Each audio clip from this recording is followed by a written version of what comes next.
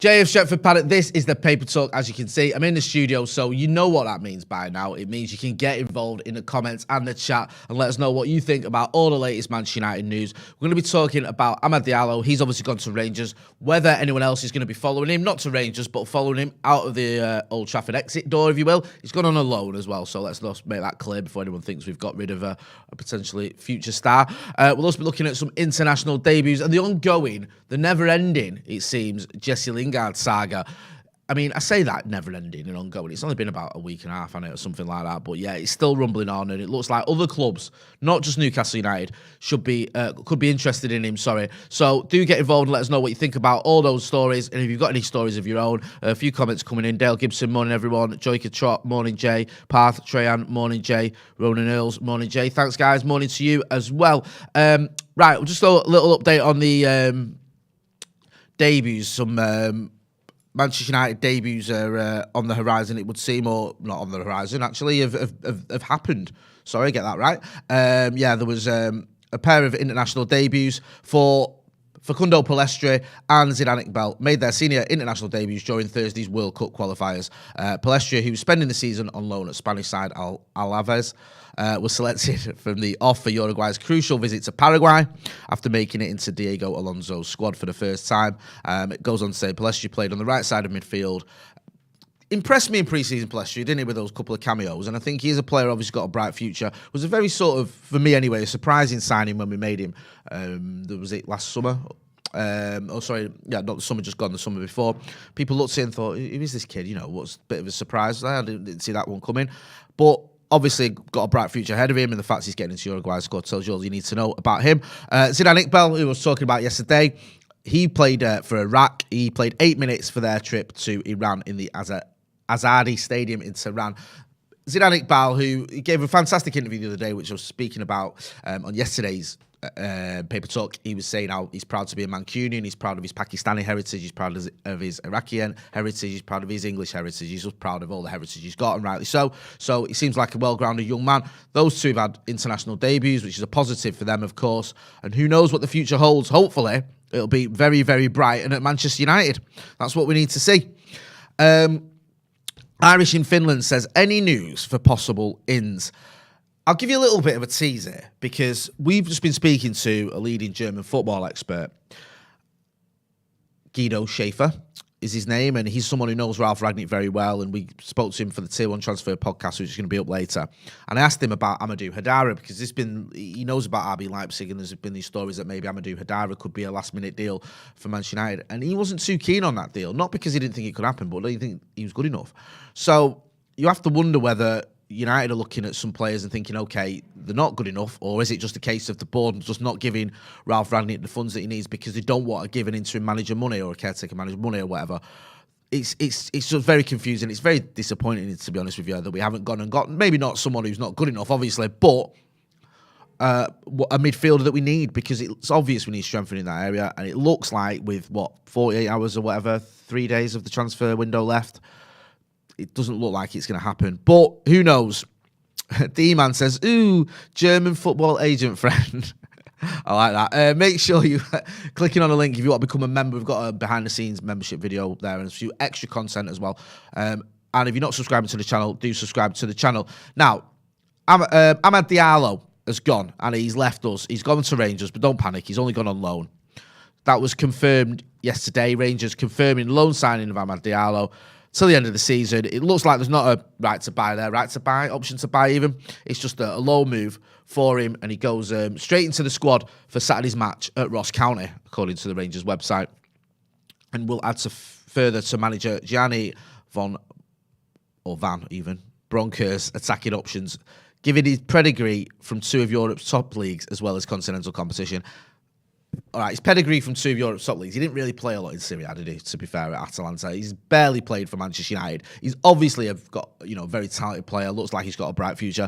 This will be interesting to see how this pans out for him, because I think if you go to Rangers, the expectation there is if you go to Rangers on loan from Manchester United, you're going to fly. You're going to do really well, because it's not the most difficult league, if I can be honest with you. If you're playing for Celtic and Rangers, might as well be Celtic, then the chances are you're going to be playing against teams that, apart from when those two teams play each other, you're going to be playing teams that aren't as good as you and aren't remotely Premier League level in terms of the English Premier League. So you would expect him to do very well at Rangers. They're obviously the reigning champions. You'd think he could go there and shine. If he doesn't, question marks are going to get asked. Even though he's only a kid, he's only a teenager, he's only 19, people will be going, well, is he cut out for Manchester United? So there's a slight risk here because people are going to look at it and have expectations that he's going to shine.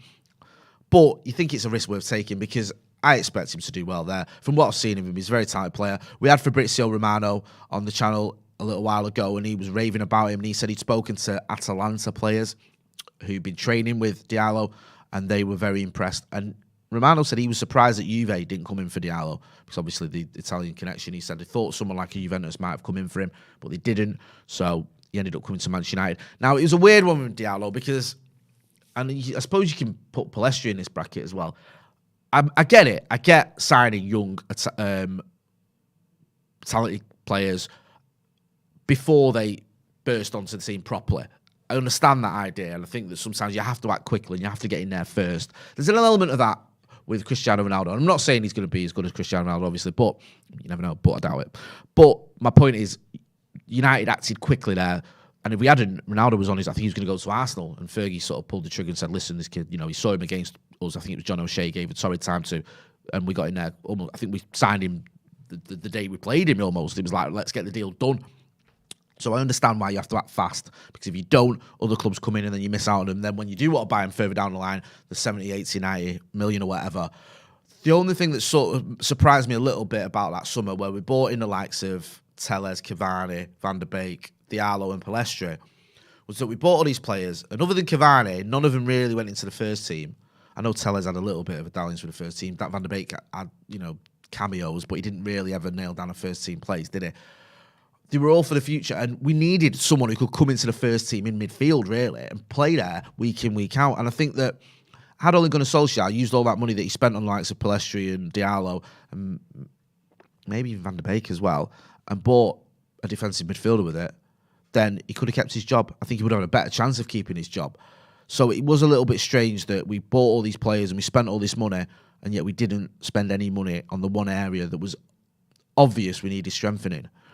So I thought I was very, very confused when I look back on that transfer window and so what the thinking was behind it and why it was so long term. And I get you have to do some long term planning, but why there wasn't, some of that money wasn't spent on the problem that obviously needed addressing. Because I remember doing the transfer live that night on transfer deadline day, which is when we got the Diallo and the Palestri deals, and I think even the Cavani deal over the line. And everyone was saying, "Oh, we're going to get a defensive midfielder." There was still the Jadon Sancho thing that was rumbling on, but yeah, it was just a bit odd. That's all. And we'll have to wait and see whether Amad Diallo lives up to expectation. But Rangers should be, in theory, the platform for him to do it. I'll get into some of the comments and I'll move on to the next story.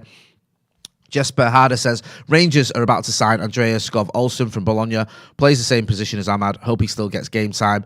Dale Gibson says, we obviously haven't seen too much of Amad, but he looks like he's got something about him for me. He just needs to bulk up a little bit for the Prem. Santa Notch, good shout out to Santa. Always good to hear from Santa Notch. The match experience is important with Amad. Yep, I agree. It was Milan he played against in the Europa last season. I can't remember. He's had a few games, hasn't he, but not many. So, yeah, he needs game time, doesn't he? And I think that Chris makes the point of physical league and Rangers have no right-wing depth, so should be plenty of game time in 3 competitions. Really like this move. Fair play. Hit that like button. We've got 54 likes. Let's get to 100 likes, please. Hit the like button if you're watching. Christopher Rankin says, Palestri and Diallo cost us 47 million. Meanwhile, City have got that lad off River Plate, won 6 trophies for 18.7 million. I don't know a lot about this lad that City have got. Is this the lad Alvarez that we were linked with? We'll have to wait and see what happens with him. I just think we've got to sort of, with these players, these young players, be a little bit patient at times. It's not always easy. And I think if Diallo goes to Rangers, does the business, then he can come back and help United win the treble, and everyone will be happy. There's a bit of a twist in the tail with Jesse Lingard, the Jesse Lingard drama. And the latest twist is that Aston Villa, and I love this word in transfer stories, monitoring, because it covers a multitude of sins, doesn't it? Monitoring, what does that mean? Why don't you go monitor yourself some mates? Aston Villa are monitoring Manchester United star.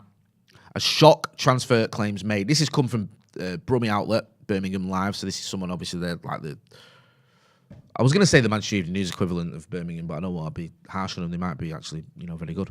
So it says Aston Villa are reportedly amongst a host of Premier League clubs interested in signing Manchester United midfielder Jesse Lingard. The former Birmingham City loanee has struggled for game time at Old Trafford this season and is yet to start a single Premier League game.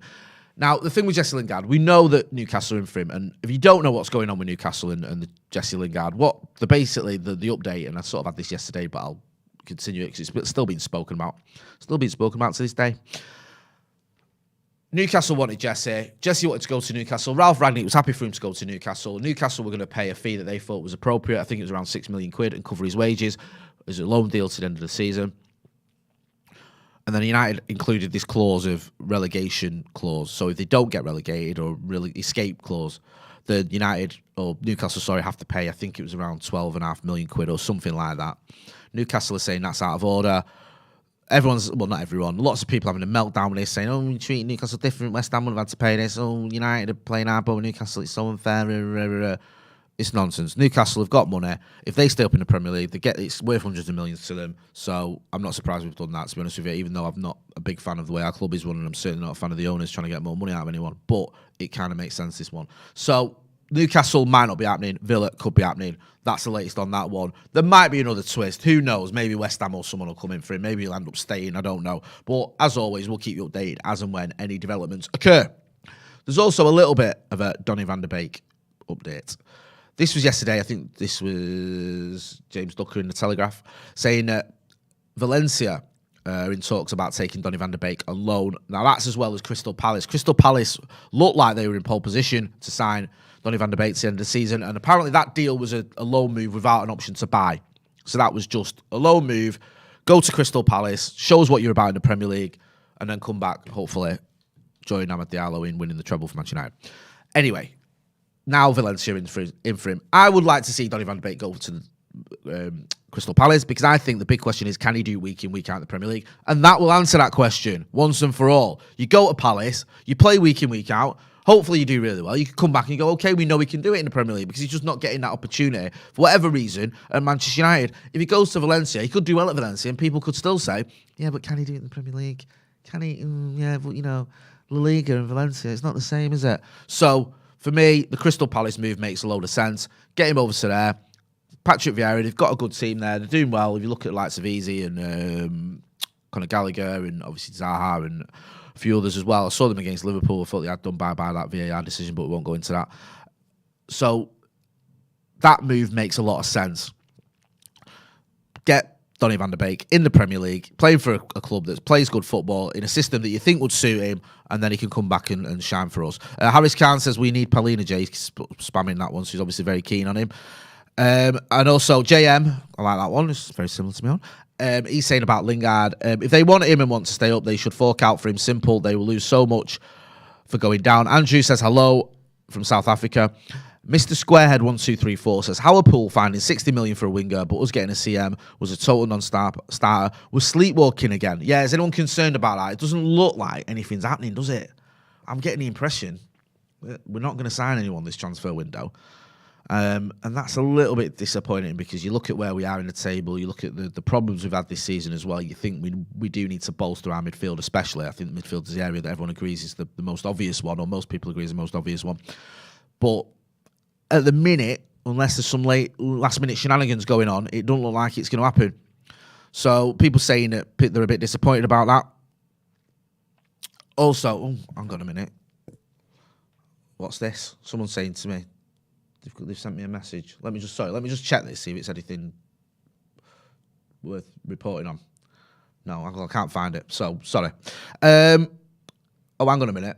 Yeah, there's something else there. Anyway, so let us know what you think of Donny Van De Beek, because he's been the player that's probably been the most spoken about player for Manchester United, who's barely played any games. And a lot of people are saying, he should get more game time. A lot of people say, no, but actually maybe he's not up to it. Let us know what you think. Do you think he is? Do you think he isn't? What do you reckon? I mean, do you want him to go to Crystal Palace? Do you want him to go to Valencia? Donny Van De Beek, he's obviously a talented player. Is he cut out for the Premier League? I think that's the one that that's the question that everyone's got to be answered. Is he cut out for the Premier League? And I think sending him to Crystal Palace answers that question. Neo Scooter says, we've got a horrible run from the beginning of March. We have. And this is the concern, that we have got this horrible run in March, I think we've got the game in Europe, and we've got I think we play all the top teams in March, don't we? There or thereabouts.